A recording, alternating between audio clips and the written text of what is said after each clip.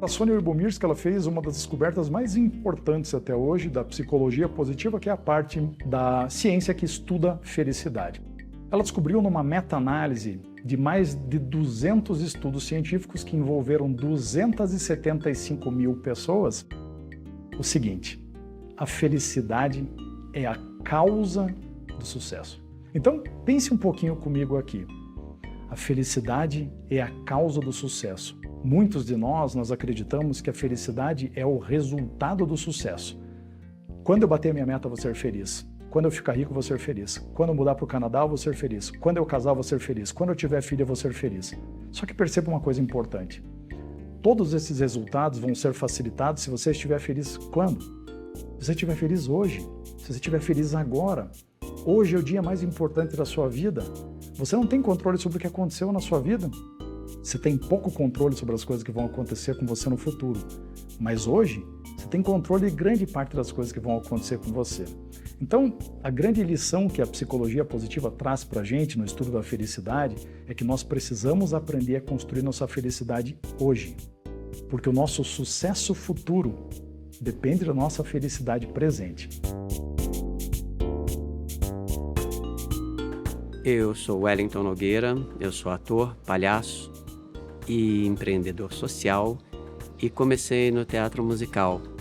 E hoje eu estou tendo a honra de convidar para uma conversa a Arrigo Barnabé, nesse espaço mágico chamado Casa de Francisca, porque a obra do Arrigo, ela, desde que ele surgiu, ela me toca profundamente, porque ela trouxe inovação, provocação, e é o que um palhaço gosta de fazer.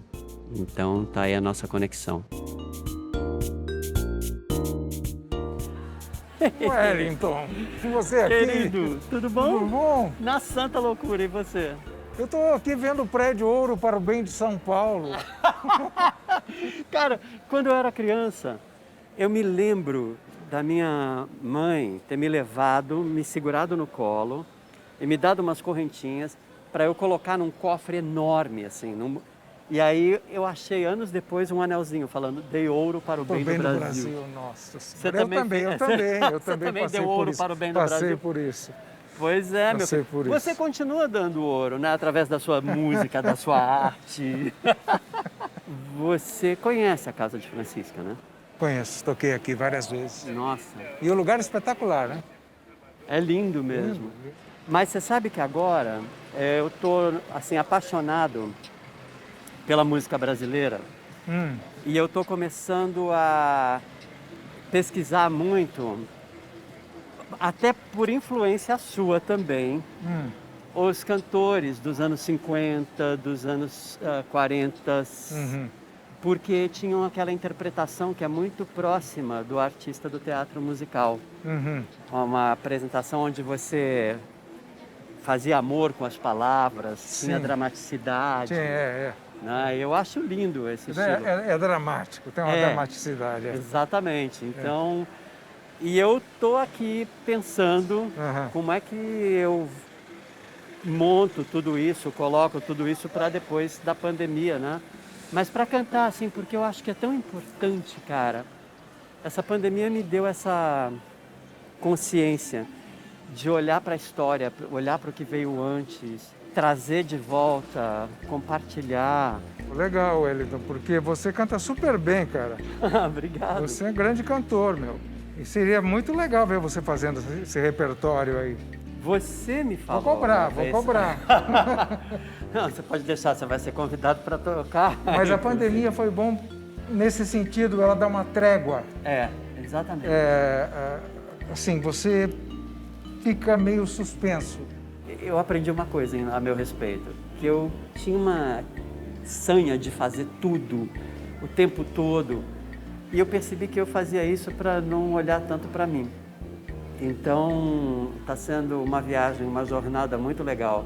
Me lembra um livro da Doris Lessing chamado Roteiro para um Passeio no Inferno. E que é, na verdade, uma viagem para dentro da vida de um cara. Então, para mim, a pandemia teve esse efeito. E quem sempre me resgatou, quem sempre me salvou foi a nossa querida arte. A Rigo, você sabe que falando, né, dessa importância da dor, da anestesia, para mim, a metáfora que veio desse momento, eu sempre falava muito assim, quando eu estava dando aula ou palestra, que eu falava, gente, tem tanta gente cultivando doença na relação com a vida, que pelo menos no hospital elas estão sendo tratadas, mas fora delas eu vejo essas doenças sendo cultivadas, né? Como, por exemplo, o não querer sentir dor, o querer estar tudo lindo, feliz, maravilhoso, perfeito o tempo todo. E acho que de tanto falar isso, não sei, alguém deve ter ouvido. E de repente a gente se vê num hospital global e, né, trancados nas nossas casas. E para mim, eu não consigo deixar de olhar para essa cena, vendo todos nós, seres humanos, tal qual as crianças no hospital, sabe? Naquele choque de ter saído de um estilo de vida e vindo para um outro sobre o qual ela não tem controle, né, um mínimo de controle, e ela é submetida a um procedimento, a uma cirurgia, a uma coisa, e de repente ela vai tendo que lidar com isso e acordar também uma série de novos saberes, emoções dentro dela. E para mim, que gosto também do que é novo, do que é diferente, do que não foi feito, e eu que sempre prestigiei o teatrão, a Broadway, o grande espetáculo, de repente, justamente, num encontro como esse, a gente está aqui, co-criando um espetáculo com começo, meio e fim, a quatro mãos. E isso é o que o Spinoza fala, né, da vida ser feita de encontros e desses encontros que mudam o seu jeito de ver a vida. E a partir da tua arte, da tua obra, do diálogo da tua arte com o mundo, qual é o teu jeito de ver a vida? O Oswald de Andrade, ele falava ver com os olhos livres, né? Aprendi com meu filho de 8 anos que a poesia é a descoberta das coisas que nunca vi. Tem um poema do Carlos Drummond de Andrade, chamado A Máquina do Mundo, que fala sobre a possibilidade de repente, a compreensão da existência se oferecer para você. E nesse momento que a compreensão da existência se oferece para você, o protagonista do poema já está cansado.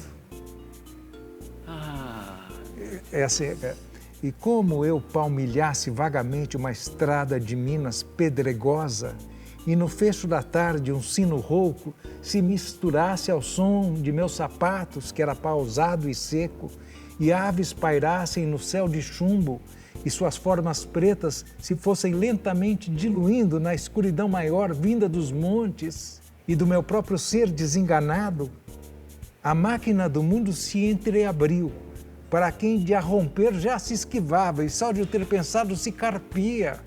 Abriu-se, majestosa e circunspecta, sem emitir um som que fosse impuro, ou um clarão maior que o tolerado pelas pupilas gastas na inspeção contínua e dolorosa do deserto e pela mente exausta de mentar toda uma realidade que transcende a própria imagem sua debuxada no rosto do mistério, nos abismos. Arrigo, eu quero te agradecer muito por esse encontro aqui, porque na minha profissão como palhaço, eu aprendi que a vida é feita de encontros. O filósofo Spinoza que fala isso, né? Na teoria das paixões alegres. E ele fala que existem encontros que trazem à tona o que a gente tem de melhor e, consequentemente, traz à tona o que o outro tem de melhor. E, para mim, a tua arte, ela me provoca de uma maneira a ter coragem de ousar, ter coragem de fazer a arte na qual eu acredito. Eu não tenho dúvida que foi isso, para mim, uma das prerrogativas. A hora que eu descobri o palhaço dentro do hospital, por exemplo, foi muito mais, além da beleza de estar lá no hospital e tudo mais, mas foi também olhar o hospital como uma metáfora para o mundo de hoje e qual é o papel que um palhaço, um trickster, que também tem um pé na figura do xamã, como é que você... E a arte, né? Também. Como é que tudo isso se junta? Como é que isso faz sentido?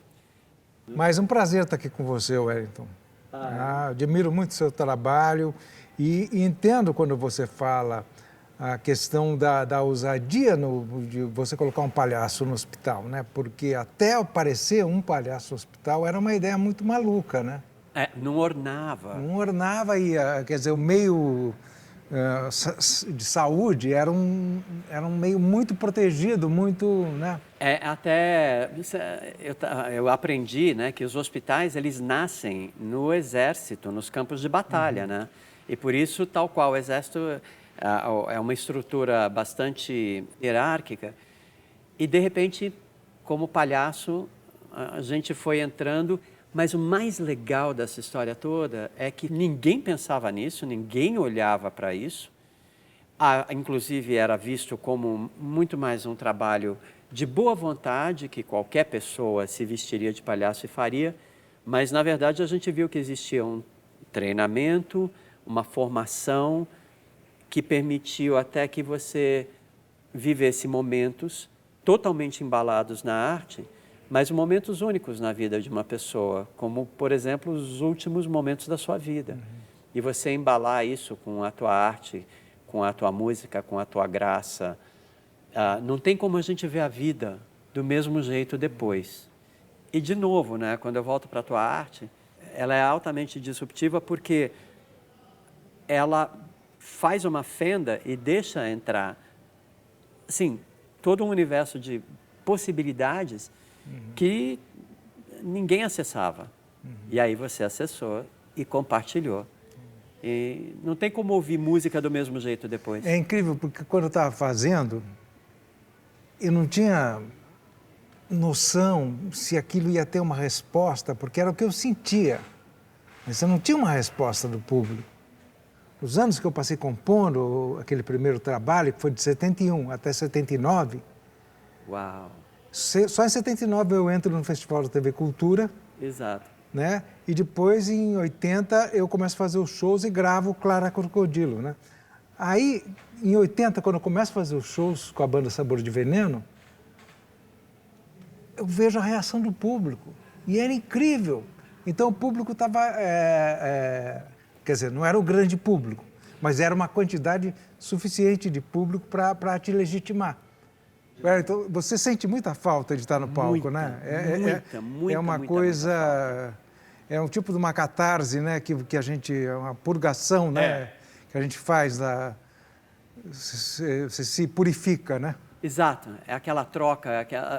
E não tem uma cobrança. Você está lá, você recebe aquele carinho, aqueles aplausos e vai.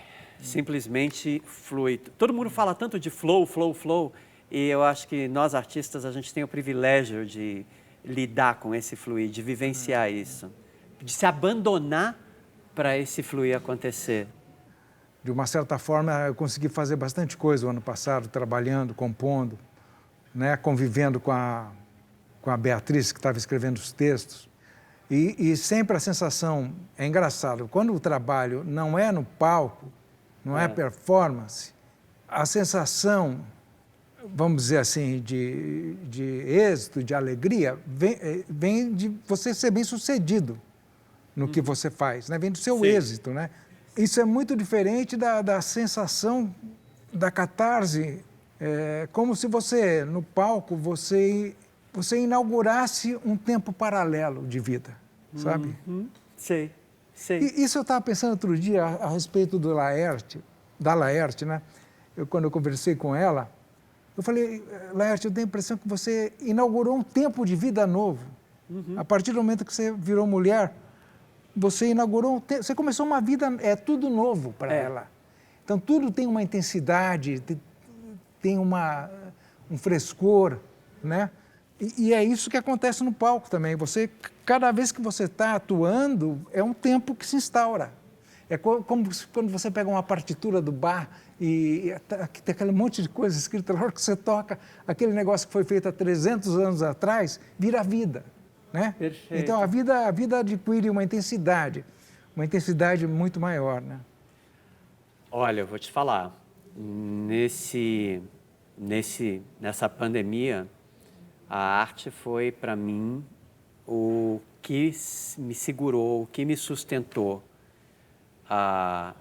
justamente por acolher a dor e a delícia de ser Wellington, a dor e a delícia de tudo que passava pela minha cabeça, os grandes encontros com os demônios, teve com os anjos também, mas definitivamente os encontros com meus demônios foram muito produtivos. Não me arrependo de nada, mas a sensação mais legal foi, para mim, errando, acertando, metendo os pés pelas mãos, eu me joguei.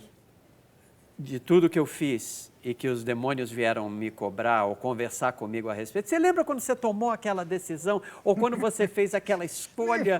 Exatamente. Você está lembrado disso, daquele porre que você tomou e das coisas que você falou depois? Porque... Cala-te boca! Exatamente. Não, foram esses caras que vieram conversar comigo, sabe? Horrível, e né? outra, É horrível. não tinha bebida alcoólica nessa conversa, cara. Era chá ou muito café. E eu fiz questão de que essa, assim, não tivesse anestesia. Sabe por quê? Eu acho que eu observo as pessoas muito anestesiadas, muito não querendo sentir dor. E eu nunca vou me esquecer, na minha história, o dia que eu conheci um jovem paciente que tinha uma doença chamada anestesia congênita. Você já ouviu falar dessa doença? É raríssima. Dos terminais nervosos, é isso? Você não sente dores. Eu Então, ouvi falar já disso, ouvi falar. Perigoso, né? É uma coisa perigosa. É super, porque você não sente dor. Então você se atira, você se joga. Mas as consequências, elas vêm para o seu corpo. Eu conheci um jovem de 17 anos, um jovem bonito que trabalhava na roça. Então, ele, cada vez que se cortava, ele não sentia dor e ele se orgulhava disso. E quando eu conheci, ele estava na iminência de ter uma perna amputada, porque tinha gangrenado tanto que não havia um jeito de tentar salvar. Sei. E foi aí que eu comecei a amar e a bendizer a dor e fazer amor com ela. Sim. E falar, vem, entra, toma tudo, porque eu vi o preço que se paga pela anestesia. Então, e eu vi esse poema hoje, para mim, foi exatamente, sem anestesia, é aqui, e com os meus demônios, com a dor e a delícia dos meus demônios. Mas essa é a vida que eu quero viver, sendo provocado, sendo constantemente chamado a estar presente, a viver a dor se ela vier, a viver a alegria também. Mas a alegria foi algo que fez tanto parte da minha vida que a pandemia me trouxe essa oportunidade de olhar, sentar, tomar café com a dor e fazer as pazes com ela. Mas, Arrigo, eu quero te agradecer muito por toda essa provocação, por toda essa conversa aqui. Eu acho que a coisa mais importante que a gente precisa hoje é sustentar diálogos. E no meio de tanta loucura, né, que essa pandemia trouxe, tanto medo, tanto isso, tanto aquilo, eu sinto que quando a gente clama o nosso poder de fazer o tempo parar para a gente jogar essa conversa fora, é uma celebração de alegria, de amizade, de bobice E hoje eu ainda tive essa sacada do Mefistófeles, cara. Você precisa fazer um Fausto. Vou fazer, pode ter certeza. E eu quero, falando em Fausto, né, fazer o Fausto e tudo mais, então já é um projeto de futuro. E quando falo em futuro, me traz também à memória Lala Deangelan, uma artista, empreendedora também, assim, incrível. E ela fala que a gente teve épocas no mundo em que a gente tinha imagens desejáveis de futuro. Né? Principalmente assim, nas revistas científicas dos anos 20, dos anos 30, tinha lá imagens que hoje já existem. Né? Como, eu me lembro de ter visto algumas imagens como uma mulher na cozinha da casa dela, com um microfone, escolhendo roupas pela televisão. Então, tudo isso, e mais uma série de outras imagens, já estavam apontados nas revistas científicas dos anos 20 e 30. E aí, aprendi com a Lala que exatamente nós não trouxemos novas imagens desejáveis de futuro. E esse espaço ficou vazio e ocupado pela distopia. Por isso que as imagens são tão sombrias. Então, eu quero fazer um convite aqui para a gente trazer imagens desejáveis de futuro e colocar essas imagens assim, o mais materializadas possíveis na vida da gente, para a gente caminhar em direção a elas.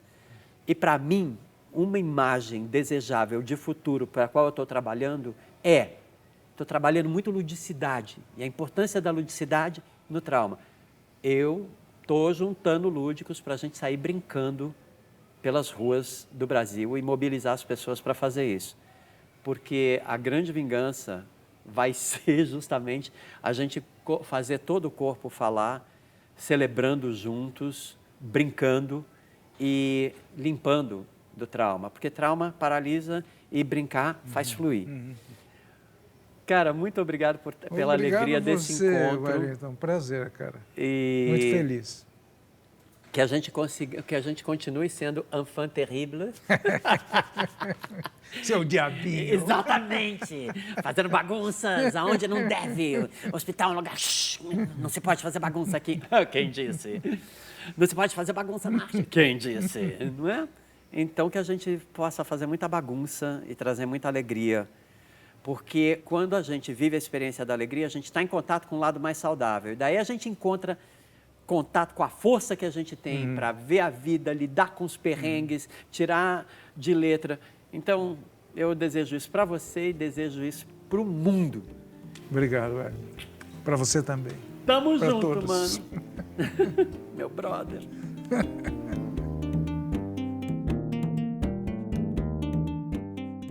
Você tem escolhas no teu dia a dia. Quando você acorda de manhã, você tem uma escolha. Você tem a escolha de pegar teu telefone celular e ver quantas pessoas morreram ontem ou qual foi a última desgraça que aconteceu no mundo enquanto você estava dormindo. Ou você tem a opção de dar um beijo na sua esposa, no seu marido e falar que ama ela, que ama ele.